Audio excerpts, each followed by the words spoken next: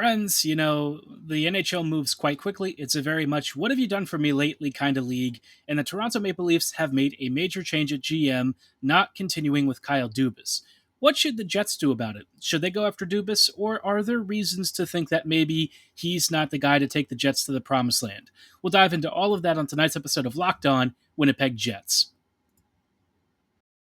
Or Locked On the Hockey Jets, your daily podcast on the Winnipeg Jets. Part of the Locked On Podcast Network, your team every day.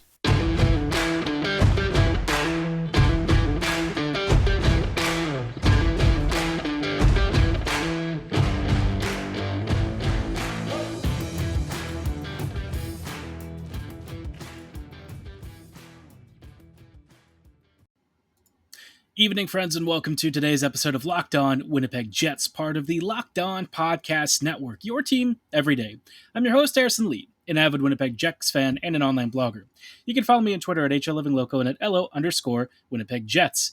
As always, thanks for making Locked On Jets your first listen of the day, every day. If you enjoy what you're hearing, be sure to like, follow, and subscribe on all of your favorite podcasting platforms and YouTube. Doing so is free of charge and ensures you never miss another episode. But most of all, we just really love and appreciate your support. Today's episode is brought to you by Birddogs. Go to birddogs.com/LockedOnNHL, and when you enter promo code LockedOnNHL, they'll throw in a free custom Birddogs Yeti-style tumbler with every single order. Now, on tonight's episode, like I said, kind of want to dive into the whole Kyle Dubas thing because I think this is a very interesting scenario when it comes to GM appointments, firings, and in particular, Dubas. His tenure with the Toronto Maple Leafs has been something of a roller coaster, right? You look at a lot of his moves, and it's hard to get a read on how much is his own vision and how much is his ownership team's vision, right? There's clearly a couple of different ideas of how the Toronto Maple Leafs should be, and it's not clear that any particular one idea has won out. Now, interestingly, I think Dubas built a lot of good things with this team, but then there are moments where he'll trade away like Rasmus Sandin, and they got hosed on that one. I don't care what the return was. Sandin has been amazing for the Capitals. So I just look at a lot of his moves, and I'm left wanting, right? There's I would say, a well above average GM there, but I think in terms of getting a team to the next level, right? Look how far the Maple Leafs have come and how short they've fallen of anything to do with an actual playoff run. They had, one playoff series win over the last several years, last several decades, more likely. And that, came this season, and then they promptly lost to the Florida Panthers. So for me, I just look at this and I'm like, if Dubas couldn't get it done with such an all-star cast, why would we trust him to go elsewhere where he'll still probably have to deal with meddlesome ownership and he'll have less talent to work with? Now, in defense of Dubas, here's what I'll say. He's in a very tough division. He's in a very tough conference, and it is a lot of pressure to get the Leafs to actually look like an NHL team most days. The thing with the Leafs, though, is that they generally play pretty good hockey. You notice that in the games that they lose, there aren't all that many performances where they're just downright awful, right? This is a very competitive, very strong roster, but they've had a couple of primary weaknesses, and Dubas has never really been able to fill those weaknesses. He's tried to compensate, certainly, but actually fix the problems with the team, I don't know if he's really found the antidote. And so for me, I've seen stuff saying, the Jets should fire Chevy and go for Dubas. And yeah, I think he would absolutely be an upgrade. There's zero question about it. But I think when I look at Dubas's pattern, I just feel like the Jets would be decent, but still kind of spinning their wheels, right? I do worry that you're going to find this team still dealing with the same, ownership versus the GM situation like we have already with Chevy and Shipman. And I feel like Dubas is going to fall in line with that sort of stuff if he were to take the job. Now, Dubas himself has actually apparently wanted autonomy, so that arrangement would never work in Winnipeg, right? That's just not how the Jets operate, and Dubas would certainly not agree to anything here where he'd have to really answer to somebody on every single roster move. So I think for a lot of reasons, Kyle is sort of a pipe dream. But even if he was attainable, I just look at him and I see a guy who had a pretty good run with the Leafs, pretty, successful in a lot of the right areas during the regular season, but still could not bring the most important results. And they've tried it for many years. It didn't work. He's taken many shots. They didn't work. And so for me, it's like, okay, I think in isolation, a lot of the moves I don't mind. I think that there's plenty of good reasons for why he did a lot of the things that he did, and maybe even they should have been done. I think that some of his trades were smart. I think some of the trade deadline acquisitions were the right kinds of moves, but ultimately, at the end of the day, he still has to bear some of the responsibility for the team's failures. And that's where I'm kind of like lukewarm. I think he could be successful in some areas, but we really need to see what his actual vision of a team is. Is he a very much draft and develop kind of guy? How does he perceive, the building the foundations of a squad, and what will he do if he moves to another team? Because suddenly he's not going to have any Matthews or Nylander or Marner to build around. He's going to have whatever the NHL squad is going to give him, and it's going to be nowhere near as talented as that three-headed monster, not to mention all of the other amazingly talented Leafs players. So all of this to say, I look at the situation and I feel like even if Dubas was available, I don't know if I'd really care if the Jets hired him or not. Not like, here's the thing, like, obviously he's an upgrade. I think just getting rid of Chevy and kind of changing the tempo would be nice. I think that would be a worthwhile thing to do. But in terms of expectations, would I think Dubas would actually get the Jets to some sort of a championship title? I really don't think so. I feel like we're going to see the same stuff that we always do, but just in a nicer, better playing fashion, which is unfortunate. But I think for this team to really hit the next level, they need a totally fresh perspective.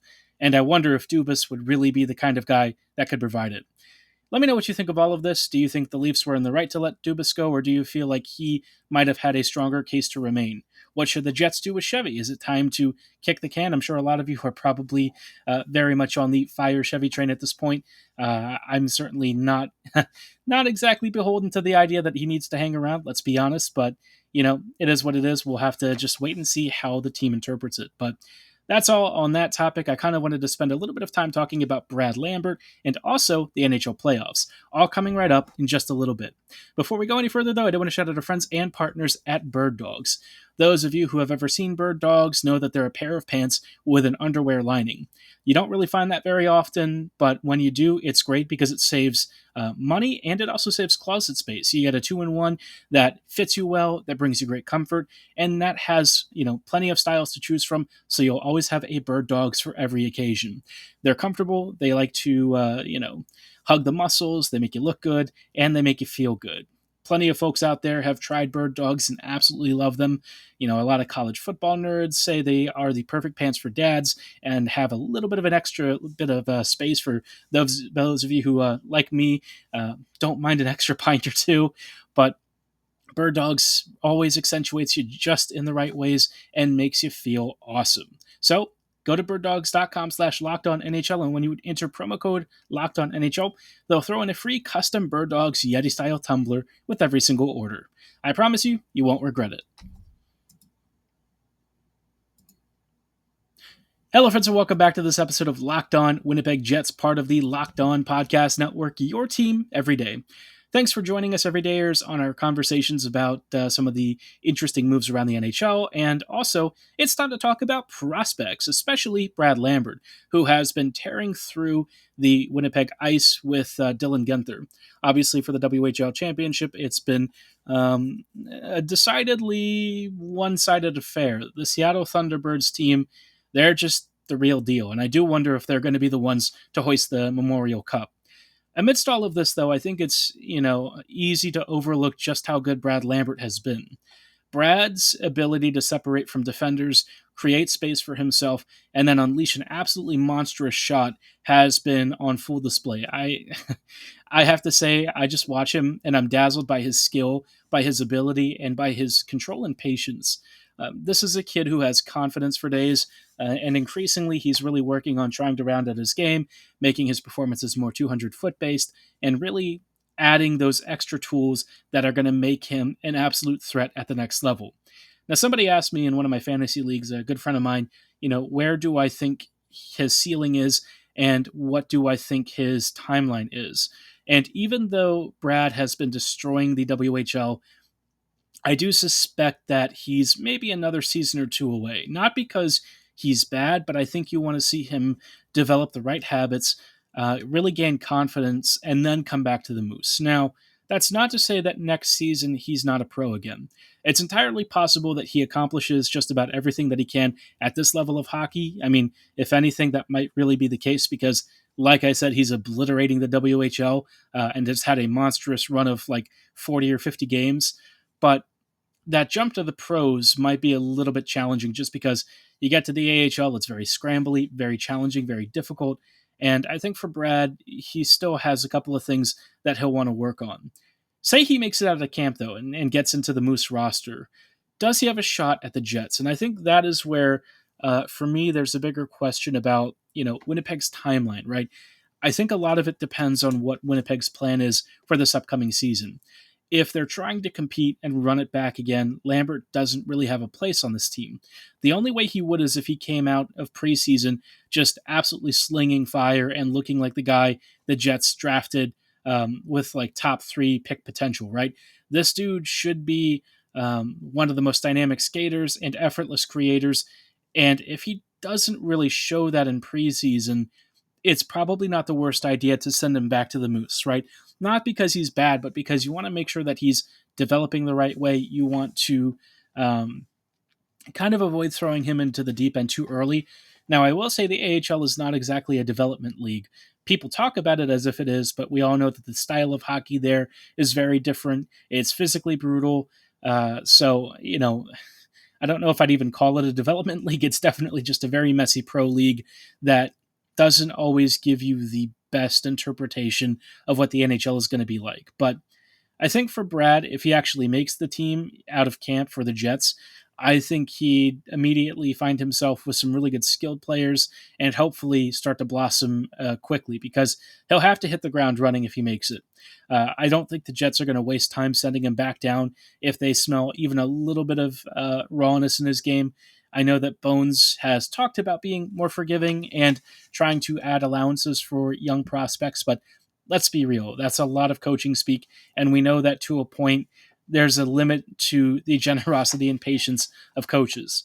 So I think to be on the safe side, Brad's probably about a season and a half away from Jets duty, which is actually pretty close. But for Winnipeg, it's just outside the window of this competitive period, which is really tough because if Winnipeg wants to compete, they would need some ELCs and supplementary smaller contracts to try and fill in those gaps so that they can chase really big game-changing fish that could really alter the look of the team at the trade deadline. As it is, though, they're going to have to just sort of settle for what they've got so far, which, is a solid team, but Brad probably is a player for the future more so than the present. Now, what would Brad be potentially if he ticks off all the marks and hits the ground running and becomes the player that a lot of people believe he can be? For me, I mean, we're looking at a franchise talent, not on the level of McDavid, probably not on the level of Austin Matthews. I would say Ehlers is probably what we're looking at with Lambert, a very different version of Ehlers, obviously, but that sort of level of talent. Now, I also want to caution that sort of statement and say that Ehlers is Winnipeg's best overall skater. And I don't know that Lambert would necessarily be that. I just think in terms of offensive potential and explosiveness, he has that level of ability. But in terms of all facets of the game and the way that Ehlers can control it, Nick will probably still stand alone as the best skater on this team. But Lambert, doggone it, he's going to score a lot of goals. I can already feel it. This kid has confidence and skill for miles. I'm really excited to see what he can do, and hopefully he anchors this future core, especially as he transitions to center full time for the Moose. Based on what we're hearing from Mark Morrison next season, I really hope that he takes flight and becomes the player that we all know he can be. Now, we'll keep up with Brad Lambert as he continues for the Memorial Cup quest, but setting that aside, wanted to spend a little bit of time talking about the NHL playoffs and the first game or two of the Eastern Conference and Western Conference finals. All coming right up in just a moment. Hello, friends, and welcome back to these closing thoughts on tonight's episode of Locked On Winnipeg Jets, part of the Locked On Podcast Network, your team every day. We are closing out tonight's episode with some quick thoughts on the opening games of the NHL playoffs conference finals. Obviously, the Eastern Conference, we saw Carolina end up falling in overtime to the Florida Panthers. That was a quadruple overtime game, man. What a ride, what a performance. Both Freddie Anderson and Sergei Bobrovsky turned back the clock in monster outings where they made 55 plus saves each, something like that. Just a really crazy game. Lots of goal line stops, lots of incredible point blank saves. Just a sort of magical overtime hockey and playoff game that you would imagine for a really high stakes like Cup Finals. But somehow, this was just game one of the Eastern Conference Finals. I'm not sure if the teams know that they have to play more games after this, but yeah, let's just say that those dudes are probably pretty gassed and are going to walk into game two maybe feeling a little bit stretched out and a little bit tired. We'll see how they kind of get their skating legs back.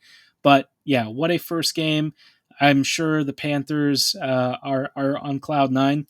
Funny enough, though, as much as we talk about them as being like underdogs in a lot of these runs, this team really should be as good as it is now. I mean, this roster for the Panthers is monstrous.